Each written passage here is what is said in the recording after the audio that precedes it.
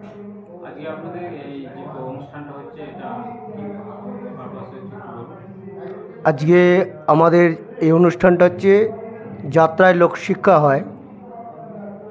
Amateur all over পশ্চিমবাংলার যত amateur যাত্রা শিল্পীরা আছেন তারা আজকে এখানে হাজির হয়েছেন। এটাকে নিয়ে আমরা অনেক দূর যেতে চাই।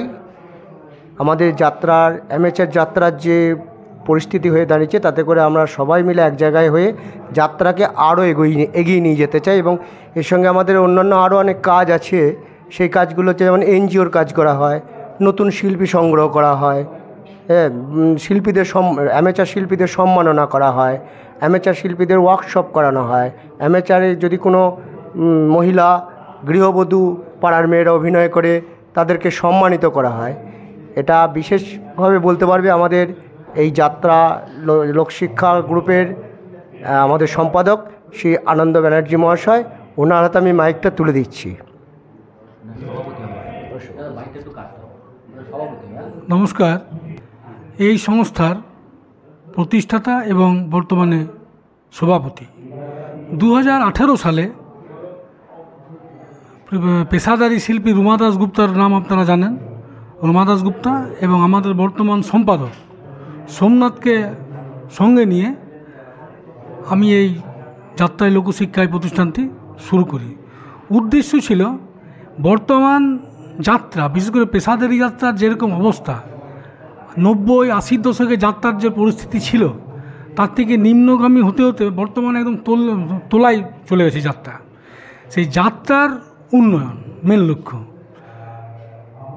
তো এই উন্নয়নের জন্য আমরা যেটা প্রথমে অবজার্ভ করি যে যাত্রার সাথে ওতপ্রোতভাবে জড়িয়ে আছে অ্যামেচার যাত্রা।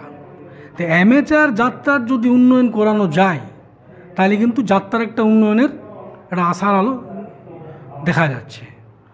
সেই উদ্দেশ্যে 2018 সালে রুমা দাশগুপ্ত এবং সোমনাথকে সাথে নিয়ে আমরা এই প্রতিষ্ঠানটা তৈরি করি, যার এনজিও রেজিস্ট্রেশন হয় 2024 সালে, 23 সালে। বর্তমানে আমরা আমাদের সদস্য সংখ্যা কমসে কম 100+, যারা অ্যাক্টিভ মেম্বার, এবং পশ্চিমবাংলার বিভিন্ন জেলা মানে বীরভূম, পুরুলিয়া, মুর্শিদাবাদ, মেদিনীপুর, ম্যাক্সিমাম সব জেলাতেই আমাদের সদস্য আছে।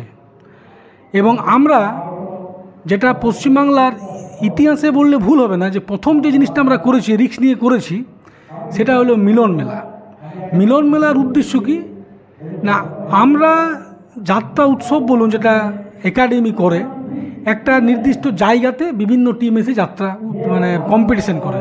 আমরা যেটা করেছি, আমরা গ্রামেগঞ্জে যারা অ্যামেচার যাত্রা করে তাদের অর্থনৈতিক অবস্থাটা খুব একটা ভালো অনেক সময় থাকে না।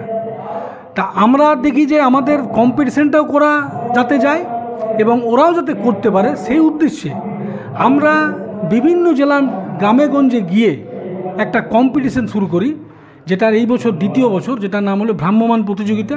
যেটা কিন্তু পশ্চিমবঙ্গে যদি আপনারা খবর নেন, আমাদেরই এটা প্রথম।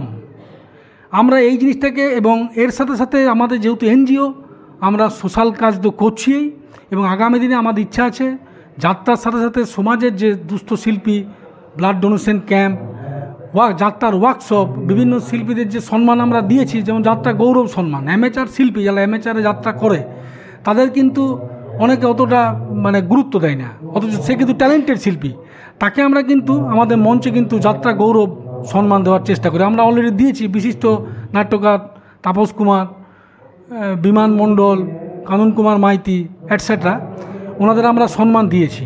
এবং গত বছর থেকে আমরা আরেকটা জিনিস চালু করেছি, যে গ্রামেগঞ্জে অ্যামেচার যাত্রা যে মহিলারা করছে, পুরুষ মানুষ তো করেই আমরা জানি, কিন্তু শুধু মহিলা যারা যাত্রা অ্যামেচারের টিমের সাথে পুরুষের সাথে তাল মিলিয়ে যাত্রা করছে, তাদেরও আমরা একটা পুরস্কার চালু করেছি, যেটা যাত্রা মহিলা সম্মান। তা আমরা এইভাবে তাদেরকে ইন্সপায়ার করার চেষ্টা করছি যে আপনারা যাত্রাতে এগিয়ে আসুন, কারণ যাত্রা বাংলা এবং বাঙালির সংস্কৃতিতে একটা গুরুত্বপূর্ণ জিনিস। আজ বর্তমানে দেখুন, বাংলা সংস্কৃতির যেসব আমাদের বাউল বলুন, কীর্তন বলুন, আরও যেসব এই জিনিসগুলো আছে, এই জিনিসগুলো কিন্তু মানে অবলাইজ প্রায়। তা আমরা যাত্রাটাও কিন্তু আমাদের একটা সংস্কৃতি, আমরা যদি আজকে সবাই মিলে এই যাত্রাটাকে তুলে ধরার চেষ্টা না করি, আগামী দিনে কিন্তু যাত্রাটা কিন্তু মানে এখনকার যারা প্রজন্ম তারা কিন্তু যাত্রার নামটাই শুনবে, কিন্তু যাত্রা কী জিনিস জানবে না।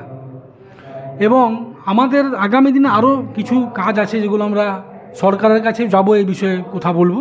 যে বিভিন্ন লিজেন্ডি যারা শিল্পী যাত্রা, বিশেষ করে পেশাদারী শিল্পী, যেমন নামকরা শিল্পীদের মধ্যে যেমন আমাদের পান্নালাল বাবু আছেন, বেলা সরকার আছেন, এনারা লিজেন্ডি, তরুণ কুমার, শেখর গাঙ্গুলি, তিনু বন্দ্যোপাধ্যায়, এই যে আর্টিস্ট, এদের আমরা কলকাতাতে মূর্তি বসানোর জন্য, বিভিন্ন গ্রামেগঞ্জে মূর্তি বসানোর জন্য আমরা সরকারকে আহ্বান জানাবো এবং অনুরোধ করব।